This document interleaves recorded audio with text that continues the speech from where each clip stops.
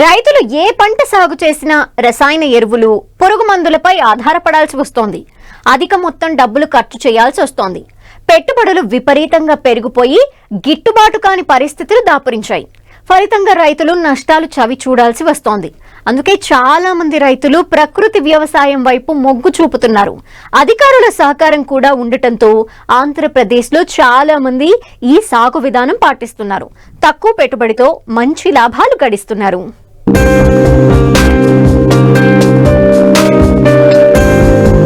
మనం తినే ఆహారమే మన ఆరోగ్యాన్ని కాపాడుతుంది. అందుకే పెద్దలన్నారు, వంటిల్లే పెద్ద వైద్యశాల అని. అదే సూత్రాన్ని ఆచరిస్తున్నారు ఏలూరు జిల్లా నూజివీడు మండలంలోని పలువురు రైతులు. ఆరోగ్యకరమైన ఆహారాన్ని పండించడమే కాకుండా వినియోగదారుడికి అందించే లక్ష్యంతో సాగులో దూసుకుపోతున్నారు.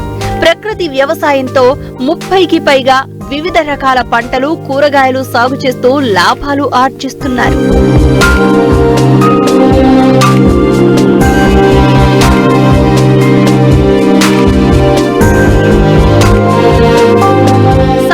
పద్ధతుల్లో వ్యవసాయం చేసే రైతులు మితిమీరి వినియోగిస్తున్న రసాయనిక ఎరువులు, పురుగు మందుల వాడకం వల్ల ఉత్పాదకత తగ్గడమే కాకుండా అనారోగ్యానికి గురవుతున్నారు.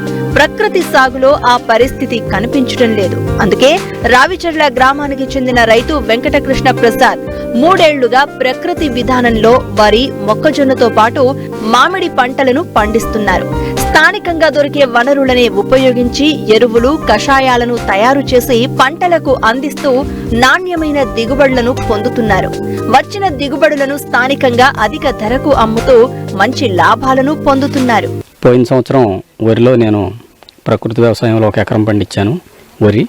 ఆ తర్వాత మా సొంత పొలమైన మామిడి మొక్కలకి ఎలాంటి రసాయన ఎరువులు కొట్టుకోకుండా ఎరువు, గేదెల పేడ ఎరువు, తర్వాత వేసవకాలం పూతలు ఈ సీజన్కి వచ్చేసరికి మరి వేప నూనె, ఈ కోడిగుడ్లు, అలాగే మరి కొబ్బరి నూనె, వీటిని తయారు చేసి డ్రమ్లో కలిపి పిచికారీ చేస్తున్నాం పైన.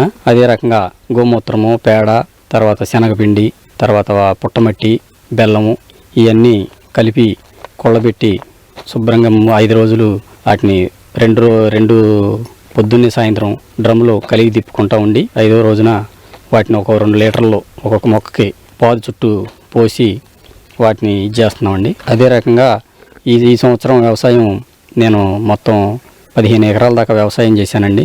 దాంట్లో ప్రకృతి వ్యవసాయంలో భాగంగా ఈ సేంద్రియ పద్ధతుల్లో వరి 1 ఎకరంన్నర పైగా బీపీటీలు పండించాను. పూర్తిగా దీని మీద ఈ ప్రకృతి వ్యవసాయంలోనే పండించాను. అలాగే మొక్కజొన్న వేసాను. మొక్కజొన్న 8 ఎకరాల దాకా పెట్టామండి. దాన్ని కూడా కొంతవరకు ఈ పద్ధతుల్లో చేస్తున్నాం. కోడిగుడ్డు, వేప నూనె ద్రావణంతో పైన పిచికారీ చేయటం పురుగులకి అవి చేస్తున్నామండి. అలాగే కోడిగుడ్డు, నిమ్మరసం, బెల్లం ఈ 3 కలిపి మిశ్రమంతో ఈ మామిడి మొక్కలకి స్ప్రే చేస్తున్నామండి. బాగా ఈ గ్రోత్కి, పింద పెరుగుదలకి ఎలాంటి చీడపీడలు కానీ తెగుళ్ళు కానీ రాకుండా ఉండటానికి ఉపయోగపడుతుందని చెప్పారు. మామూలుగా రసాయన ఎరువులు కొనుక్కొచ్చుకుంటే ఒక 500 లీటర్ల ట్యాంక్ వచ్చేసి 3000, 4000, 5000 అలా ఖర్చు అయ్యేదండి. కాబట్టి ఈ ప్రకృతి వ్యవసాయంలో చేసే దాంట్లో గోమూత్రం మనకి ఇక్కడ పిరమిడ్ ధ్యాన మందిరంలో ఫ్రీగా ఇస్తున్నారు, పేడ, గోమూత్రం. అలాగే బెల్లం కొంచెం తక్కువ రేటు బెల్లం తీసుకుంటున్నాం. శనగపిండి మన మిల్లుల దగ్గర 2వ రకం పిండిలు తక్కువ ఖర్చులో తీసుకుని వస్తున్నాం. కాబట్టి చేయటానికి కొంచెం మన దగ్గర శ్రమ, కొంచెం టైం ఎక్కువగా తీసుకుంటుంది తప్ప ఖర్చు విషయంలో రూపాయికి 70 పైసలు ఖర్చు తగ్గిపోతుందండి.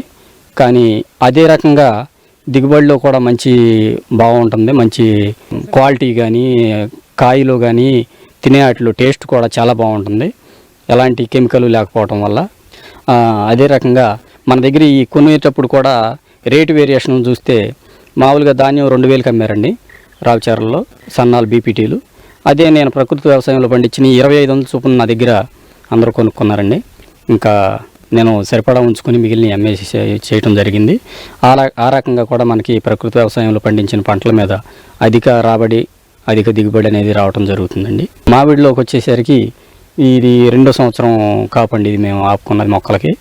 లాస్ట్ ఇయర్ అయితే మా సొంత వాళ్ళకి ఇచ్చుకున్నాం, కానీ బయట మార్కెట్ ఏం చేయలేదు.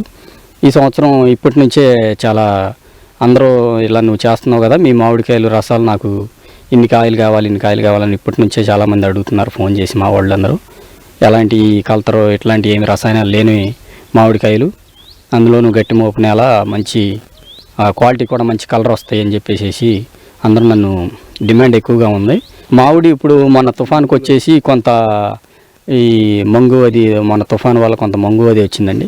ఇప్పుడు ఇది వాడటం వల్ల కొంతవరకు ఇక ముందు వచ్చే ఇదంతా చాలా క్వాలిటీగా వస్తుంది అనేది మేము ఆశిస్తున్నాం. ప్రకృతి వ్యవసాయం ప్రస్తుత వ్యవసాయ విధానాలకు సరి అయిన లాభసాటి ప్రత్యామ్నాయ విధానం.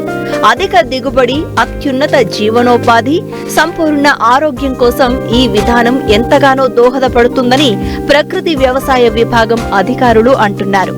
గ్రామాల్లో సేంద్రియ ఎరువులు, ఘన, ద్రవ జీవామృతాలు, కషాయాల తయారీపై రైతులకు అవగాహన కల్పిస్తూ పంటల సాగులో సలహాలు, సూచనలు అందిస్తూ పెట్టుబడి లేని సాగు విధానాన్ని ముందుకు తీసుకెళ్తున్నారు. ప్రకృతి వ్యవసాయం అంటే సహజ సిద్ధంగా మనకు దొరికేటువంటి ప్రకృతిలో ఉన్నటువంటి వనరులను ఉపయోగించుకొని మనం ప్రకృతి వ్యవసాయం ఎలా చేయాలి, మన సాయిల్ని కానీ మన ఆరోగ్యాన్ని కానీ ఎలా బాగు చేసుకోవాలి అనే దాని మీద రావిచర్ల గ్రామంలో నేను రైతులకి సూచనలు, సలహాలు ఇస్తూ వారికి అందుబాటులో ఉండి వారితో తయారు చేయించి చేపిస్తుంటాను వ్యవసాయానికి సంబంధించినవి. ఇప్పుడు ప్రజెంట్ ప్రసాద్ గారి ఇంటి వద్ద మనం ఈ వారి మామిడి తోట కొరకు ప్రజెంట్ తయారు చేసినటువంటి కషాయాన్ని గమనిద్దామండి. ఇది వచ్చేసి పొటాష్ ద్రావణం అంటారు. ఈ పొటాష్ ద్రావణం అనేది పోషకానికి బాగా ఉపయోగపడుతుంది. మనం ఇది బనానా స్టెమ్ తీసుకొని బెల్లం తీసుకొని తయారు చేస్తామండి. ఇది రెండోది వచ్చేసేసి సల్ఫర్ ద్రావణం అండి. సల్ఫర్ ద్రావణం అనేది మళ్ళీ ఉల్లిగడ్డలు తీసుకొని తయారు చేస్తాము. ఈ సల్ఫర్ ద్రావణం అనేది పోషకానికి ఉపయోగపడుతుంది మరియు తెగుళ్ళ నివారణకి, అంటే ఆ పోషకం అనేది తీసుకోవటం వల్ల మొక్క అనేది ఆ పోషకం ఉండటం వలన, సల్ఫర్ అనే పోషకం తీసుకోవడం వల్ల తెగుళ్ళని తట్టుకునేటువంటి సామర్థ్యం అనేది ఏర్పడుతుంది. దాంతోపాటు ఇది రసం పీల్చే పురుగులను కూడా నివారించడానికి బాగా తోడ్పడుతుందండి. మూడోది తీసుకున్నట్టయితే కోడిగుడ్డు నెమరస ద్రావణం అండి. ఈ కోడిగుడ్డు నెమరస ద్రావణం అనేది పోషకానికి, అంటే ఎక్కువ మోతాదులో అన్ని రకాల పోషకాలు మనకు దాంట్లో ఉండటం వలన అది కాయల పెరుగుదలకు కానీ, లేదంటే మనకు ఫ్లవరింగ్ స్టేజ్లో కానీ, మొక్క పెరుగుదల స్టేజ్లో కానీ ప్రతి స్టేజ్లో కూడా దాన్ని వాడొచ్చండి. దాన్ని బాగా ఉపయోగపడుతుంది. అన్ని పంటలకు కూడా మనం ఇది పిచికారీ చేసుకోవచ్చు. ఇప్పుడు వచ్చేసి ఇంకోటి వేప నూనె, కోడిగుడ్డు, కొబ్బరి నూనె ద్రావణం అండి. ఇది వచ్చేసి కొబ్బరి నూనెలో అనేది మనకి సైటోకైనిన్ అనే హార్మోన్ ఉంటుంది. ఆ హార్మోన్ అనేది ఏదైనా పింద కానీ, లేదంటే మొక్క కానీ, లేదంటే పూత కానీ, ఏ మొగ్గ అయినా కానీ అది పెరుగుదలకి ఎక్కువగా తోడ్పాటు చేస్తుంది ఆ సైటోకైనిన్ అనే హార్మోన్. అందువలన ఏంటంటే మనం దీన్ని ఆ కొబ్బరి నూనె కూడా వాడటం జరిగింది.